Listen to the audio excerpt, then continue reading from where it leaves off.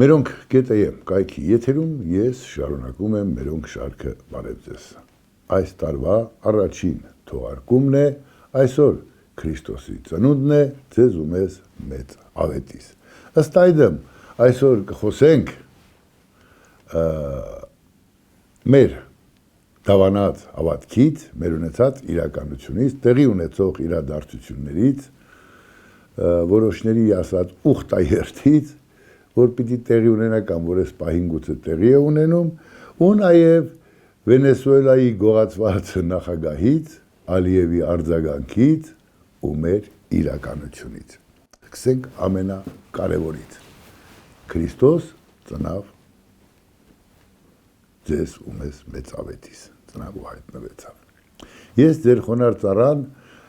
բախտ եմ ունեցել լինելու Երուսաղեմում, լինելու Բեթղեհեմում, որտեղ ծնվել է Հիսուս Քրիստոսը,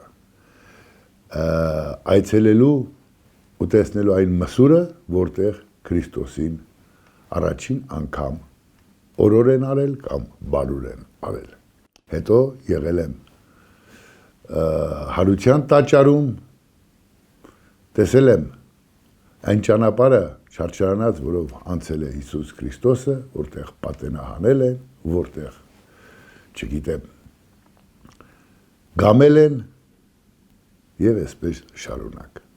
Ուրեմն ես խորը հավատացյալ չեմ, ես հավատում եմ իմ խղճին, ամեն մարդու Աստված իր խիղճն է։ Երբ մարդը անխիղճ պահվածք է դրսևորում, վերջինիս ասում են դու խիղճ Աստված չունես, ես կարծում եմ Քրիստոսի պատմությունը մարդ, ով եկավ մեր մեղքերը իր ուսերին տարավ, ասաց, ապրեք ավելի լավ ու մաքուր մի խախտեք պատվիրանները, հենց այն խիղճն էր, որին մեզ կոչ արեց, որ ապրենք խղճով, որ չխաբենք, որ չդավենք։ Եվ այսպես Երուսաղեմում Սիոն լեռան 30%-ը պատկանում է հայերին։ Երուսաղեմում Տրթատ արքան գնացել է ուրեմն արշավանքի։ Երուսաղեմից ուրեմն փրկել են խաչը եւ Հայաստանով մեկ պատտել մեր զորավարները։ Երուսաղեմում Գրիգոր Լուսավորիչը ճգնել է շուրջ 7 տարի կամ գուցե ավել չգիտեմ, միջև որ Քրիստոսի գերեզմանում լույս է վառվել եւ հրեշտակն ասել է արի Տերը արդեն քեզ ներեց, արի Քրիստոսի գերեզման։ Ես նաեւ Քրիստոսի գերեզմանում պատիվեր ինձ համար մեծագույն իհարկե վառել եմ կանթեղը այդ օրվա։ Այդ օրը ինձ այնտեղի սրբազանները իրենց առաջարկով ես վառեցի կանթեղը։ Չնայած միշտ էլ համարել եմ, որ ես դրան արժանի չեմ։ Այս հավատքով դեպի լավը տանող, դեպի, այսպես ասած, ինքնանվիրումի ճանապարհով Քրիստոսը մեզ ասաց դե ապրեք մարդավարի, ես տարա ձեր մեղքերը, հայրին, ներիր նրանց, ասաց ու գնաց, ինչ արեցինք մենք։ Հիմի Երուսաղեմի հայոց կալվածքները հայոց եկեղեցուն են պատկանում, թե հայ ժողովրդին։ Այդ որ Տրթատ թագավորը գնում էր, այդ մեր զինվորն էր գնում հետը։ Այդ հայ ժողովուրդն էր իր հավատքի համար կռիվ տալիս։ Այդ հայ ժողովուրդն էր պնդում, որ այնտեղ մենք պիտի մեր ունեցածն ունենանք։ Եվ անկարծ, ասենք, մեկ էլ պարզում է, որ հիմի ասում են սխալի արդյունքում թե ինչ, չգիտեմ, կովերի պարտեզը մի 100 տարով մեկին պայմանագիր են կնքել, հետո ասում են, ասենք, սրբազանը կամ սրբազանները կամ չգիտեմ ինչերը սխալվել են։ Ու անհարմար բանավեճ է ու կռիվ դատական քաշքշուկ այնտեղ տեղի ունենում։ Ունեն սխալվելու իրավունք, վեհերը իհարկե չունեն։ Չունեն, քանզի դա իրենց ունեցվածքը չի։ Դա միլիարդավոր ու միլիոնավոր ժողովուրդների հավատքի օրրանն է։ Նրանք իրավունք չունեն կապեն այնպիսի պայման, որ հանկարծ կարող է հայոց կալվածքներին դարավոր, հլա եկեք Տրթատ մեծ, հլա եկեք քրիստոնեության հիմնադրում։ Հանկարծ կասկածի տակ առնվի, ինչ որ մարդիկ ասեն, ապե դե ծախել ես առել եմ։ Գանք մեր ունեցած, այսպես ասած, կտրիչա կաթողիկոսա, ինչ կներեք, ինչա։ այս Սուրբ օրով։ Արդյոք Քրիստոսը չէր ասել. ապրեք, չխախտեք պատվիրանները, միշտ շնացեք։ Հիմի որ գարեգին բն շնացել է, ամբողջ աշխարհը գիտի։ Այդ շնացած շանը պաշտպանողներին ես ուզում եմ հասկանամ։ Ինչն եք պաշտպանում։ Դրանք մի կողմ դեռ հլը Փաշինյանին կհասնենք։ Ինչ են ասում, ուխտագնացությունը, ուխտավարի գնալը, թե ինչա եւ այլն։ Ուխտայերթը։ Ասացեք ինձ խնդրեմ, ով է այն մարդը, ով դավանելով Քրիստոսին, խաբում է Քրիստոսին, նստում գահին լուսավոր չի եւ հայտարարում,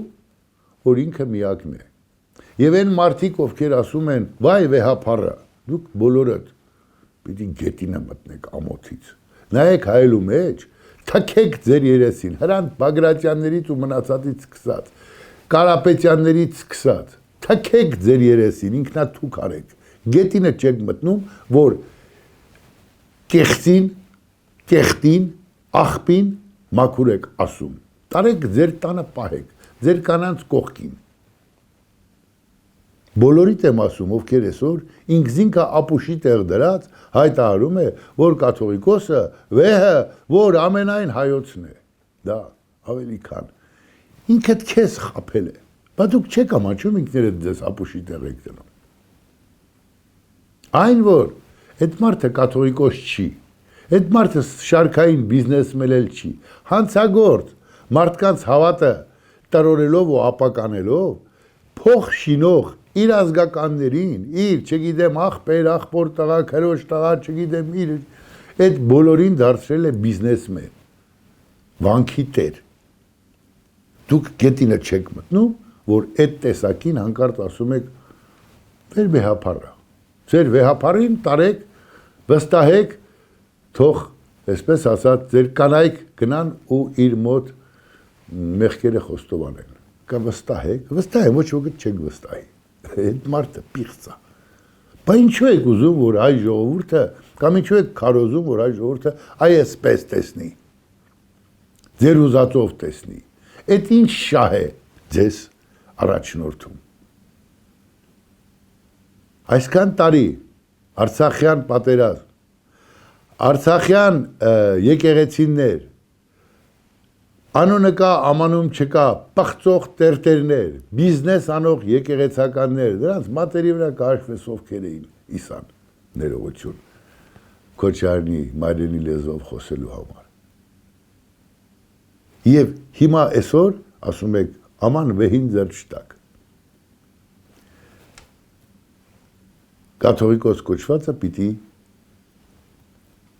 դուրս գա այդ վեհարանից եւ կորչի գրողի ծոցը։ Այդպիսի վեհապար հայ ժողովուրդը չի վաստակել։ Սա միանշանակ է։ Հիմա գանք այն խնդրին, որ ունենք։ Նիկոլ Փաշինյանն էլ հավաքել է այդ վեհապարի օրոք կանանց հետ քնած ու երեխեք ունեցող սրբազաններին սրանց ձեռով ուզում է նրանց, ասենք, վեհապարին ոչ եւս անել։ Այդ գիտեք ինչի է նման, ոնց որ կղանքի մեջ կորած սեղանը կղանքոտ լաթով մաքրես, մեկ է հոտը գալու է։ Այս հիասթափեցնող է, ուզենք թե չուզենք, բայց ուր կտանի դամես չգիտեմ, բայց որ պետք է նախ պրծնել կտրիչ կոչվածից եւ չգիտեմ բարենորոգումը շարունակել, դա միանշանակ է։ Առաջին քայլը ինչքանով է մաքուր, կիսամաքուր, չգիտեմ։ Ես մեկ անգամ կամ 11 անգամ ասել եմ Նիկոլ Փաշինյան, այս երևույթը այս ամենը դու պիտի չեփեիր, դու պիտի շատ հանգիստ սուսուփուս կանչեիր եւ ռադանեիր ու կարող էիր։ Բայց քանի որ շոու սիրող եք եւ ընտրություններ սիրող եք, որոշեցիք այդպես անել։ Գոնե ձեր, ինչպես ասում են, կող ու կուշտը մաքուր պահեք, որ չասեն գնում ենք ուխտայերթի։ ձեր պատգամավորությունները բանը։ Ուխտերի երթն ուրիշ է, այս դեպքում ամբողջ ընդդիմությունը իրեն պատե տալիս, ասում է առաջին ուխտնով է։ Ոնց կարելի է այսքան տգետներով համալրել իշխանության շարքերը։ Ուր եք գնում։ Ինչպես կարելի է, քանի օր է ձյուն է տեղում, քաղաքը աղբի մեջ կորած, ձյան մեջ, սառույցի մեջ, մայթերով, տարիքով մարդիկ ման գալ չեն կարողանում։ Որ այսօր ուխտաերթ է կարում, այդ ուխտաերթին ընդառաջ գալիս են ու մաքրում լուսավոր չի, չգիտեմ, եկեղեցու աստիճանները, որ հանկարծ ձեռդ պետությունը վայր չեն գնի, բա այն ժողովուրդը, որ մի անգրագետի բերել եք, քաղաքապետ եք դրել, սուրբ պատարակ, անմահ պատարակ, թե անհամ պատարակ, Աստված ջան, մեր Տեր Հիսուս Քրիստոս, վայ, ու այդ վայ-վայի մեջ ձեր ունեցածը սա է, կամ ուխտաերթ եք անում, կամ չգիտեմ, ուխտա քաղաքապետ եք պահում, թքած ունենալով հայերենի ու հայոց լեզվի վրա։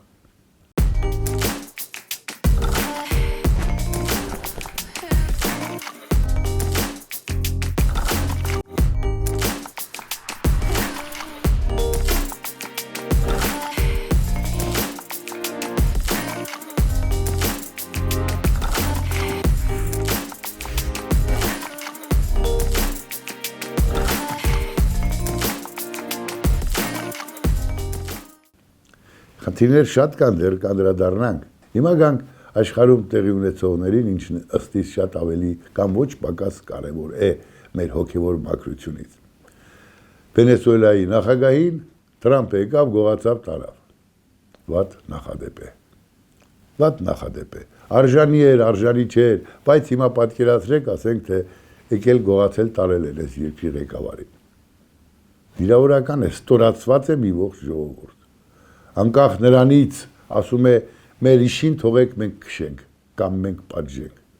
Ով է ձեզ իրավունք տվել գալ ու տանել։ Սա վատ նախադեպ է, բայց ավելի, այսպես ասած, ինքնաբացահայտման ճանապարհ անցավ Քյոփօղլի Իլհամ Ալիևը։ Սա մոռացել է,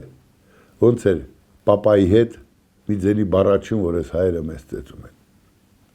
Եվ Իլհամ Ալիևը այնքան խելք ունեցավ,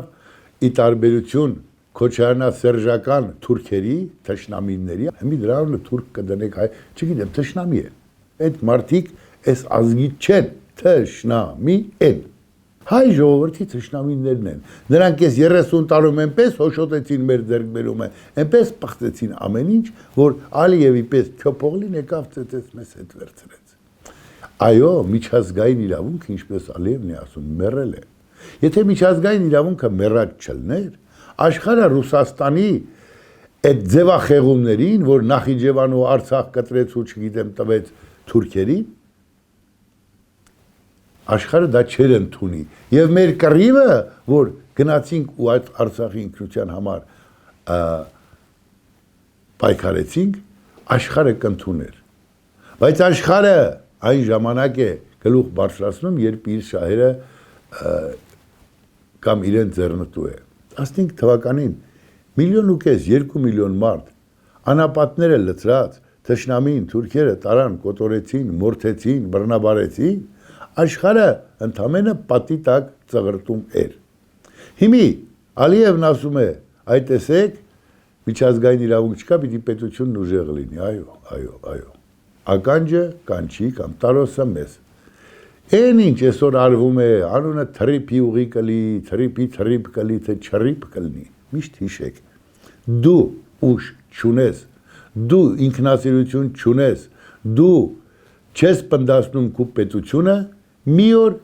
կարող է թրիփը քեզ չհասնել կամ մոռանալ X ժամանակով։ Կկանգնես փաստի առաջ։ Մոռացեք, Անդրանիկն ասում էր, թշնամու ազնվությունը, քաղաքականությունը թրի ծայրին է, որտեղ թուրդ հասավ,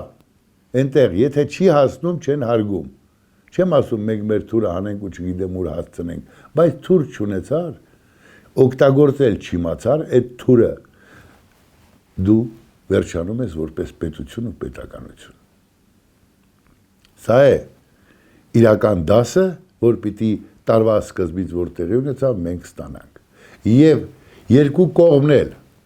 որ այսօր կաթողիկոսի համար մեկը այն բանից է տալիս, մյուսը, չգիտեմ, չլինելու համար է այն բանից տալիս։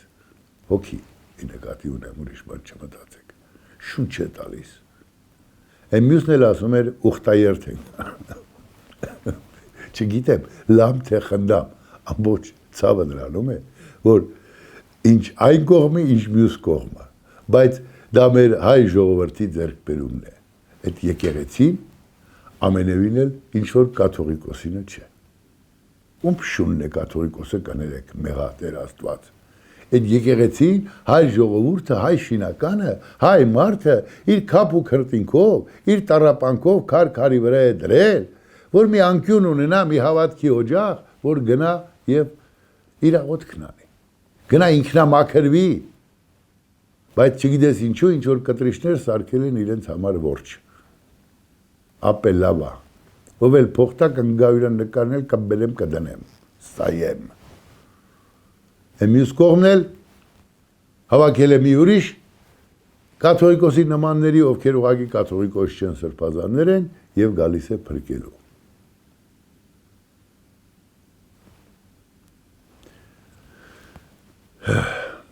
Ուրախ տնեդյան տոներ եմ մաղթում։ Մտածելը վնաս չի։ Լռելը հանցանք է։ Բոլոր են մարդիկ, ովքեր հասարակական, ուշադիր խնդրում եմ ինձ լսեք, հասարակական գործիչներ էին,